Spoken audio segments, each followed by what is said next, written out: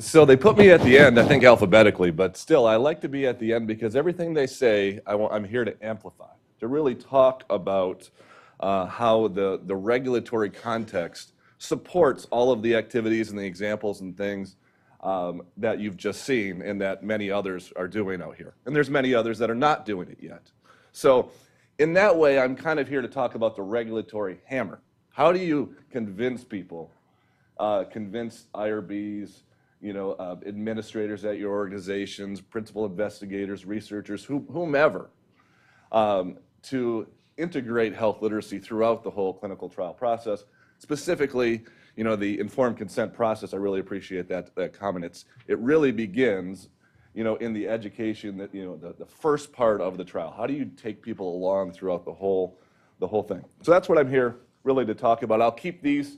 You noticed I did this on a Mac, and then you put it to a PC. So it's supposed to be 1, 2, 3 different regulations, but it's 1, 1, 1. You see that? That's the problems with computers, I suppose. But there's really 3 recent regulatory changes that promote integrating health literacy into clinical trials. We have the EU lay summary requirement, which we heard a little bit about from Deb and others before, but basically requiring, and this is the whole thing about lay summary kind of makes me, kind of upset as well, because we're all lay people in something. You might be a PhD in epidemiology, but you're a lay person in the law. To me, everybody's lay, and then if I were to call you a lay person, you might feel offended by that, but we all are in various contexts. So, but plain language summary requirement is one of the things required by the EU now, which is great. There's also the general EU's GDPR, as you may have heard it, but it's really the General Data Protection Regulation. Now, that's a regulation that applies not just to clinical trials; it applies to all data protection. Basically for folks that are in the EU, not just anybody who's within the EU. Doesn't have to be EU citizens, and I'll talk a little bit more about that. But then the U.S. Common Rule revisions really support what it is we're trying to do here today. So. Lay summary requirement, I talked a little bit about that, but this is what I love about the GDPR. So the working group guidance, I love when they bash my kind here. So here, look at this.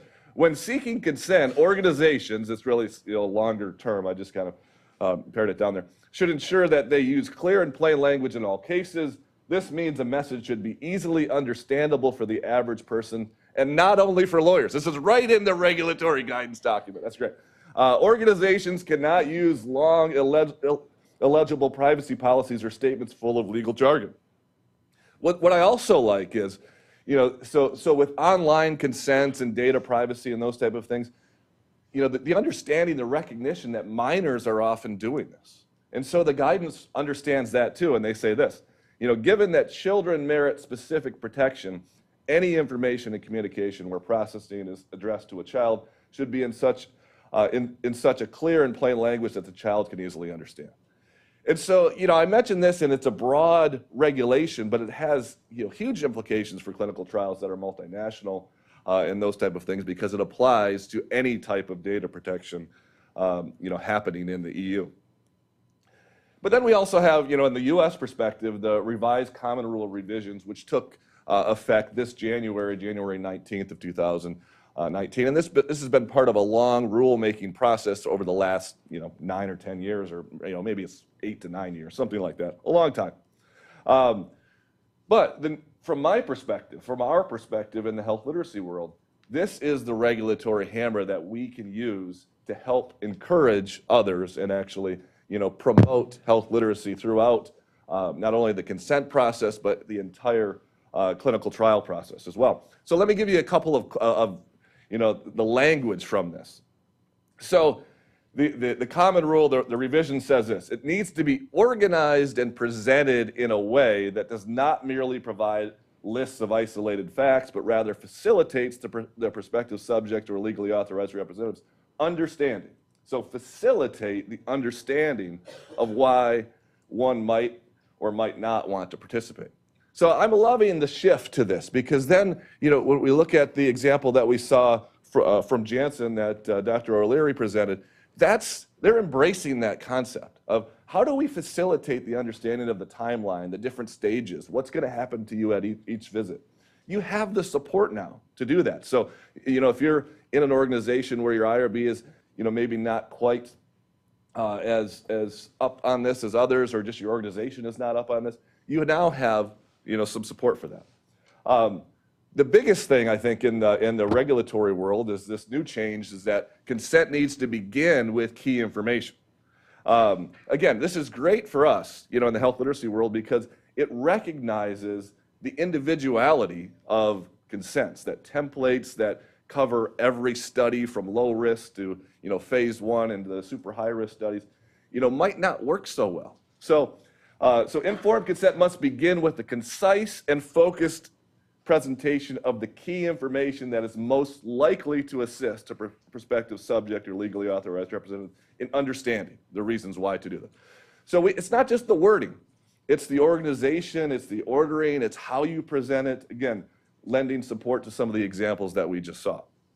And so again, the research needs to be done on this. Like, how do people want to see the information? What's the most important things that people would want to know in a phase 1A study versus a sleep study, for example? Different things might be required.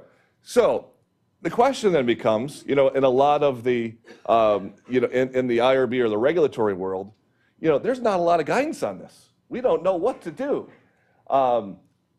And so the Secretary's Advisory Committee on Human Research Protection, which is also known as SACARP, I'm just going to say SACARP so I don't say that long time, is the only guidance we have, or quasi-guidance, because they recommend things to the Office of Human Research Protection, which could then be adopted as guidance. And so this reasonable person concept is what the law kind of talks about. And that's nothing new to us, to we in the law, because the reasonable person concept has been around in other contexts for, hundreds of years. It's just the foundation of things. So we kind of get it when we say this. But interestingly enough, this is the guidance. So, a lot of folks on the SACARP committee are lawyers as well, which is good. But they suggest this. The reasonable person concept recognizes that it's impossible for researchers to determine what information every individual participant would consider helpful. Instead, it asks researchers to include what reasonable people in the same or similar circumstances would want or need to know. And so I think that levels the playing field a little bit. There's always going to be folks at the margins that we really would love to do this, but from an IRB or regulatory perspective, we need to get it to where we're getting, the standard deviations. Most of the folks would be able to understand that. But how can health literacy play a role in this? Well, it helps determine what a reasonable person would understand. The reasonable person concept in the law, developed long ago before we had any of the research regarding literacy rates and kind of all the preferences and all of these other things that we now know through health literacy research and practice. And so we can learn from that to kind of, create through research what a reasonable person might be, in various situations. It's very contextual, as we've heard. It's going to be different in a cancer study versus other types of studies. So user testing and focus group testing need to become a standard practice. That's the only way that you can really know for your specific study population what they would prefer, what would help them get to the understanding that we're really thinking about in the regulations. So that's my opening here for today, but we'll now move into the questions. Thank you very much.